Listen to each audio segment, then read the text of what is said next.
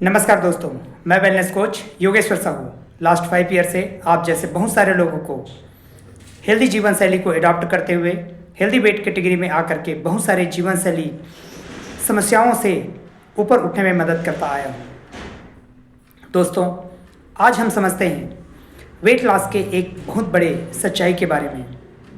बहुत सारे लोगों को लगता है कि मेरा वेट बहुत ज़्यादा है, अपने आइडियल वेट से ज़्यादा है, और मैं अगर एक्सटेंसिव वर्कआउट करूं, जैसे कार्डियो, जिम, योगा, जुम्बा जैसे चीज़ें करूं और वेट लॉस करूं, और उनको अगर वो नॉर्मल हैबिट्स नहीं है तो काफ़ी दिक्कतें होती है, और नॉर्मल हैबिट्स भी हो तो भी उनको दिक्कत होती है। अगर उनका वेट ज़्यादा है तो वो अपने मन को बहुत तरीके से कंट्रोल करके और बहुत सारी चीज़ों को मैनेज करके वेट लॉस करने की कोशिश करते होते हैं। आपको पता है इसका कारण क्या है? और बहुत सारे लोग तो कर भी नहीं पाते हैं। इसका कारण ये है कि बहुत सारे लोगों को जब वज़न ज़्यादा होता है तो इंसुलिन रेसिस्टेंसी के कारण वज़न ज़्यादा होता है, और इंसुलिन रेसिस्टेंसी जो आती है वो आती है आपके बार बार के मील से। और हम अपने बॉडी को 4 से 5 घंटे का रेस्ट ना देते हुए बार बार जो मील खाते हैं, जिसमें 20 कैलोरी से ऊपर या 20 ग्राम से ऊपर शुगर आता है, तो इंसुलिन बनती चली जाती है, और वो धीरे धीरे करके एक्सेस होने की वजह से इंसुलिन रेसिस्टेंसी डेवलप होने लगती है। और जब बॉडी में इंसुलिन ज़्यादा होता है उस समय पे हमको और भूख लगते चले जाता है, और हम थोड़ी थोड़ी देर में कुछ ना कुछ खाते रहते हैं।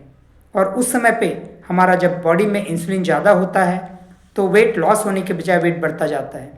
और अगर हम एक्सटेंसिव वर्कआउट कर रहे हैं तो उस समय पे और क्या दिक्कतें आती है, तब हमें, क्योंकि इंसुलिन रेसिस्टेंसी की वजह से भूख तो लग ही रही होती है, और अगेन हमारी बॉडी में एनर्जी की कमी होती है, और हम अपने आप को एक्सटेंसिव वर्कआउट देते हैं, फिर बॉडी लैक ऑफ एनर्जी से गुजरता है और फिर हमें थकान लगती है। तो कई सारे लोगों को आपने देखा होगा कि वो एक्सेसिव वर्कआउट भी करते हैं, जिम, कार्डियो, जुम्बा, योगा भी जाते हैं, रनिंग, वॉकिंग भी करते रहते हैं, लेकिन उसके बावजूद भी वो एनर्जेटिक नहीं रहते हैं। वो कई सारे लोग देखने में थोड़ा फिट दिखते हैं लेकिन लेथार्जिक रहते हैं। उसका कारण है बॉडी में इंसुलिन रेसिस्टेंसी का होना। और आज के इस बात से ये भी क्लियर होता है कि कई सारे लोग सिर्फ जिम जा कर के वेट लॉस नहीं कर सकते।